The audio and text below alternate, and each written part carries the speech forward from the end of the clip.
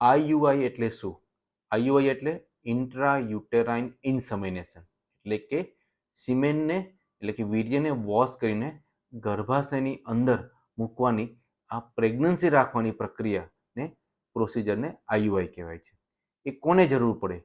જો pregnancy plan કરતા couple કે જેમાં હસબન્ડના સિમેનના રિપોર્ટમાં કાઉન્ટ, શુક્રાણુનો કાઉન્ટ ખૂબ જ ઓછો હોય, શુક્રાણુની ગતિશીલતા એટલે કે મોટિલિટી ઓછી હોય, કે નોર્મલ શુક્રાણુની સંખ્યા ઓછી હોય, કે કોઈક કેસમાં કે જે લોકોને પ્રીમેચ્યોર ઇજેક્યુલેશન એટલે કે સિમેન વીર્ય અલગ વહેલું નીકળી જતું હોય, કે ઇરેક્શનનો પ્રોબ્લેમ હોય, કે કોઈ હસબન્ડને કોઈ કિમોથેરાપી લેવાની હોય તો એને સ્ટોર કરીને પછી આઈયુઆઈ કરી શકાય, કે કોઈ લાંબા વર્ષ માટે કે અમુક વર્ષ માટે વિદેશ જતા હોય અને પછી પ્રેગ્નન્સીનો પ્લાન હોય તો એ ફ્રીઝ કરીને પછી આઈયુઆઈ કરી શકાય છે.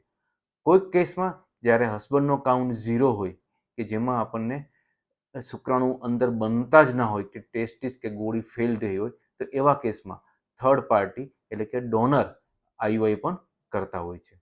Thank you.